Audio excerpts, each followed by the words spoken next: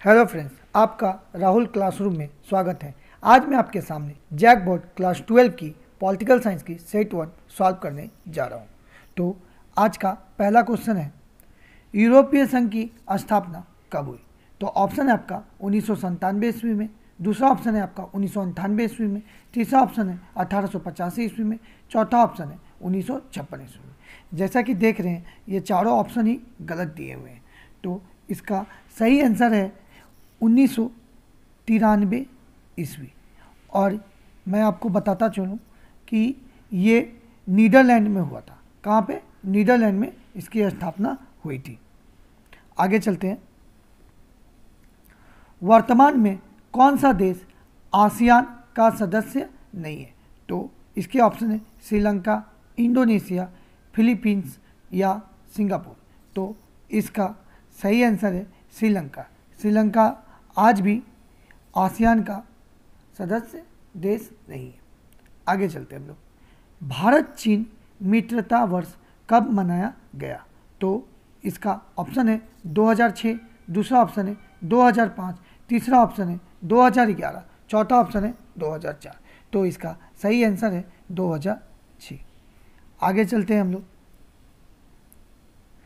National conference party किस राज्य में सक्रिय है? तो इसका पहला ऑप्शन है उत्तर प्रदेश, दूसरा ऑप्शन है आपका अरुणाचल प्रदेश, तीसरा ऑप्शन है जम्मू कश्मीर, चौथा ऑप्शन है मिजोरम। तो इसका सही आंसर है जम्मू कश्मीर। आगे चलते हैं हम लोग। दक्षिणी एशिया का कौन सा देश नस्लीय उग्रवाद से पीड़ित है? तो पहला ऑप्शन है श्रीलंका, दूसरा ऑप्शन है पाकिस्तान, तीसरा ऑप्शन है नेपाल, चौथा ऑप्शन है भारत। तो इसका सही आंसर है श्रीलंका। आगे चलते हैं।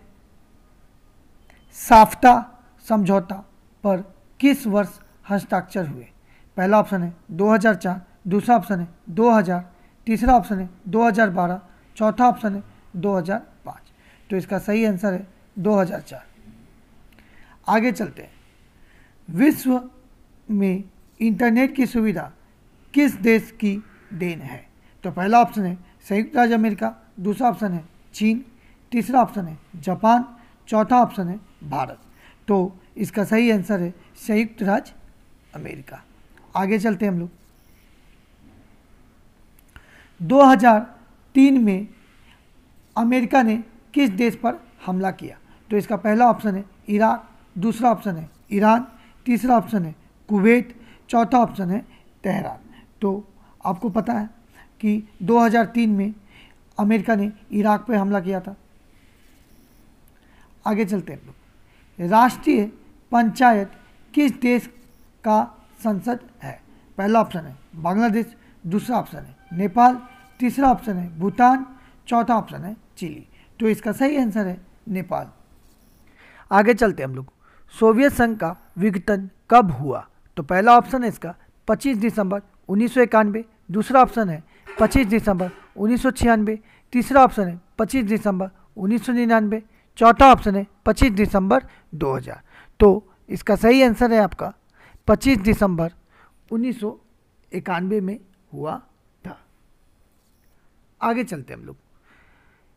एमनेस्टी इंटरनेशनल किससे संबंधित है?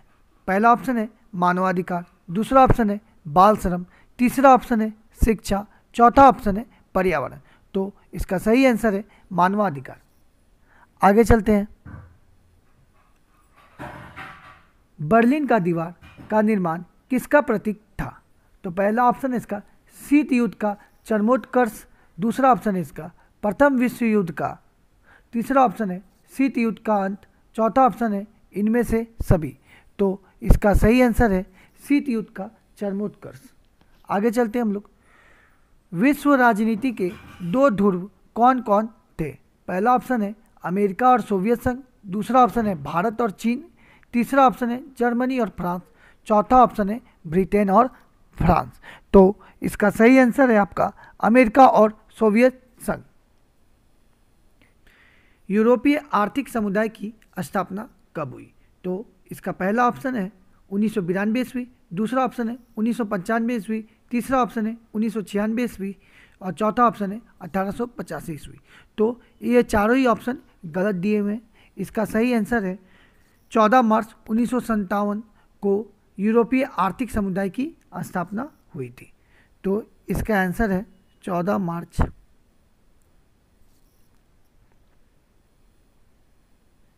1957। आगे चलते हम लोग। स्टालिन संविधान कब लागू हुआ? तो पहला ऑप्शन है 1936 ईस्वी, दूसरा ऑप्शन है 1996 ईस्वी, तीसरा ऑप्शन है 1995 ईस्वी, चौथा ऑप्शन है 1885 ईस्वी। तो इसका सही आंसर है आपका 1936 ईस्वी। आगे चलते हैं हम लोग। किस देश के प्रभुत्व से एक ध्रुवीयता कायम हुई? पहला ऑप्शन है अमेरिका, दूसरा ऑप्शन है चीन, तीसरा ऑप्शन है रूस, चौथा ऑप्शन है बीजिंग। तो इसका सही आंसर है अमेरिका। आगे चलते हैं हम लोग।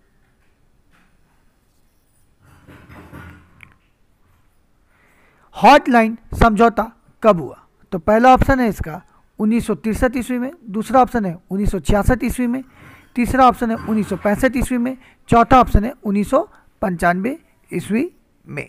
तो इसका सही आंसर है 1963 ईस्वी। आगे चलते हैं हम लोग।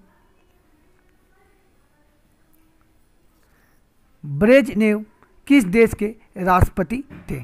तो पहला ऑप्शन है सोवियत संघ, दूसरा ऑप्शन है इंग्लैंड, तीसरा ऑप्शन है चीन, चौथा ऑप्शन है अमेरिका। तो इसका सही आंसर है आपका सोवियत संघ। आगे चलते हैं हम लोग। संयुक्त राज्य का व्यापार व विकास सम्मेलन कब स्थापित हुआ? तो पहला ऑप्शन है 1964 ईस्वी में, दूसरा ऑप्शन है 1996 ईस्वी में, तीसरा ऑप्शन है 1995 ईस्वी, चौथा ऑप्शन है 1994 ईस्वी। तो इसका सही आंसर है 1964 ईस्वी में। आगे चलते हम लोग। पूर्व बनाम पश्चिम का संबंध से आज से किससे है? पहला ऑप्शन है इसका शीत युद्ध, दूसरा ऑप्शन है विश्व युद्ध, तीसरा ऑप्शन है दिशा से, चौथा ऑप्शन है प्रतियोगिता से। तो इसका सही आंसर है शीत युद्ध से। आगे चलते हम लोग। किस देश ने नाटो में अमेरिका नेतृत्व का विरोध किया? पहला ऑप्शन है फ्रांस, दूसरा ऑप्शन है इटली, तीसरा ऑप्शन है ब्रिटेन, चौथा ऑप्शन है जापान। तो इसका सही आंसर है फ्रांस। आगे चलते हम लोग।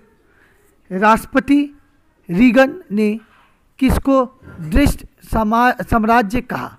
पहला ऑप्शन है सोवियत संघ, दूसरा ऑप्शन है चीन को, तीसरा ऑप्शन है हॉलैंड को, चौथा ऑप्शन है अमेरिका को। तो इसका सही आंसर है सोवियत संघ को। आगे चलते हम लोग। G77 का आशय दुनिया के किन देशों से है?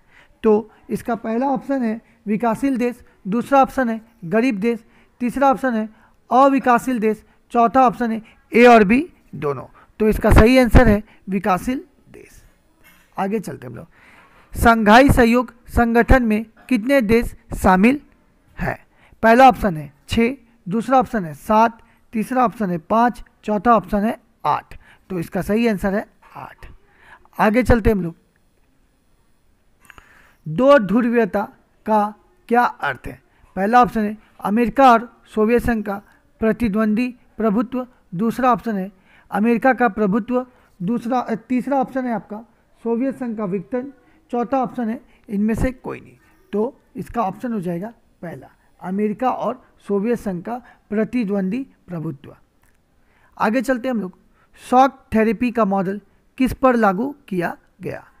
साम्यवादी देशों पर, मित्र राष्ट्रों पर, पूंजीवादी व्यवस्था पर या सभी? तो इसका सही आंसर है साम्यवादी देशों पर। आगे चलते हम लोग। किस अमेरिकी राष्ट्रपति ने नई विश्व व्यवस्था का चित्र प्रस्तुत किया? तो पहला ऑप्शन है जॉर्ज बुश, दूसरा ऑप्शन है जॉर्ज पंचम, तीसरा ऑप्शन है जेमिनी, चौथा ऑप्शन है कोई नहीं। तो इसका सही आंसर है जॉर्ज बुश। आगे चलते हम लोग।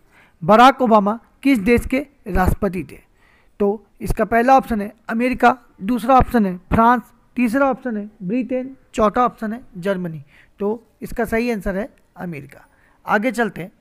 निम्न में कौन सा देश नाटो का सदस्य नहीं है?